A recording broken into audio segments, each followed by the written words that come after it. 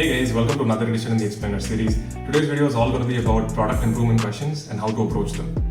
So before we dive into the video, if you haven't checked out the previous 3 videos out of this Explainer series, do make sure to check them out. And as usual, subscribe to the channel so that you can stay up to date with all the cool content that we're bringing.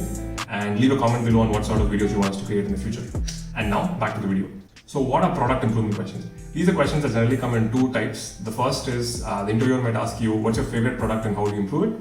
Or you could get a standalone, just an improvement question, wherein the question is going to be, how do you improve X? I'm going to show you a structure for these questions by taking you through a sample answer. The question in front of us is, what is your favorite product and how do you improve it? Step number 1 is you list down what's your favorite product and talk about 3 reasons why it's your favorite product. So for me, my favorite product is the Kindle. It's a hardware product. The first reason why it's my favorite is because I feel like it covers all of the pain points in a book reader's journey, right from discovery of a good book to the in-reading experience, which includes the ability to highlight, which includes your ability to take notes, or look at dictionary and so on and so forth. And finally, your post-reading experience wherein you want to get recommended a good book, which is also available within the Kindle. The second reason why it's my favorite is that it's very easy to use. Even someone who's very young to someone who's really old can still use the Kindle with very minimal learning or onboarding. The third reason why it's my favorite is because it does not have any distractions. Today, if you look at it, all of your tech gadgets have a ton of distractions. And to me, it's a relief that the Kindle does not have any distractions whatsoever. So now that you've listed down your favorite product and the 3 reasons why it's your favorite, then you move into the second part of the question, which is how are you going to improve this particular product? So what you do in this scenario is that you start off with a goal of improvement. You have to convert the question, how do you improve X, to how do I improve dash at X? Now this blank has to be filled with one of the metrics. Now these metrics could be your typical heart metrics, or you could go with maybe some other framework like R. And you have to pick up one particular metric based on what you know about this particular product, based on the stage in the product life cycle that this product is in, and a few other factors. So in my case, I know that Kindle has been around for a pretty long time. It's got good traction. And since it's a hardware product, I'm going to go with the revenue as the core metric that I want to solve for. So now that I've decided on the goal for improvement, my question now is, how do I improve revenue for the Kindle? Now at this point, I want to focus on which user segment I want to look at. Here, I'm going to break down the users of the Kindle into 2 broad categories. The first category is going to be people who read less than 6 books a year, and the second category is going to be people who read more than 6 books a year. Now, the next step for me, now that I've figured out which categories I want to break it down into, is to figure out which user segment I really want to focus on. Now, in my case, I'm going to go with the first user segment, which is the people who are reading less than 6 books a year, and I want to try to improve the revenue for the Kindle by making it more attractive to this particular segment. So the next thing for me to do is to look at who these people are. You ideally want to put down some form of a user persona chart where you think about what are their aspirations, needs, pain points, and so on. So here, when I look at the people who are reading less than 6 books a year, a few characteristics come to my mind. I believe that these people could be somewhere between 21 to 40 years of age. These are folks who are working, and so they don't have a lot of time to read. These could be for people who are generally maybe fiction book readers. If you read a lot of fiction books, you are fans of, say, a particular author or a particular type of book. And since there are only limited number of books of a particular type or of a particular author, you end up reading less number of books.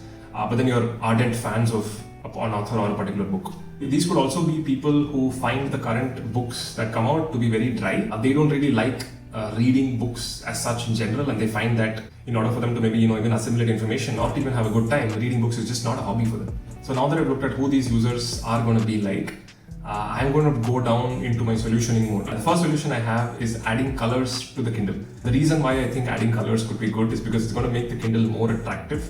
It's already a very dry and a very black and white type device. It kind of makes maybe a reading experience to some people less appealing than the current books in itself. So adding colors is going to really bring life more to the pages and to the entire reading experience in general, and you're going to make it more attractive to these segment of customers. The second solution is adding a pen or a stylus to the Kindle. So adding a pen to the Kindle could actually kind of make the Kindle maybe a bit more than just a reading device. You could also use it for taking notes. You could also use it as your personal assistant of sorts. And of course, it can make your entire note-taking experience when you're reading much better. Today, if you think about it, the note-taking experience in the Kindle is pretty average, and having a pen is going to really make a lot of difference for that. The third solution is book summaries. Here, the intent is to condense all of your books into a crisp summary that the user can actually kind of pay for. But if you think about it, ultimately, instead of spending days or months in reading a book, you could probably spend a few hours and get the summary of this particular book. And this is going to help people who don't really have any time to read the books. The last solution I have in mind is some form of author following or an author fan club that is very exclusive to the Kindle in itself.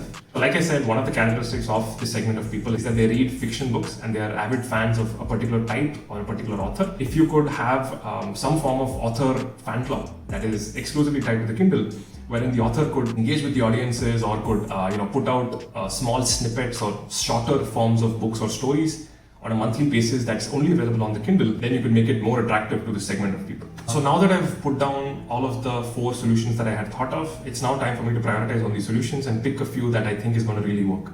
There are 2 solutions that I want to go ahead with. The first is the book summary, and then the second is the author following / fan club. The reason why I decided to go with these 2 solutions over the other ones is because I feel like these would have a higher impact, because I feel like the pain points that they solve are actually more critical than the pain points that the other 2 solve. And so these are the 2 solutions that I'd want to go ahead with in my final Kindle improvement activity. So that brings us to the end of today's video on product improvement questions and how to approach them. As usual, there is a cheat sheet below which has the structure for this particular type of question. I'll go through that, and in case you have any questions that you want to get answered, please use the comment section below to put them down. And as always, keep practicing, and until the next video, bye-bye.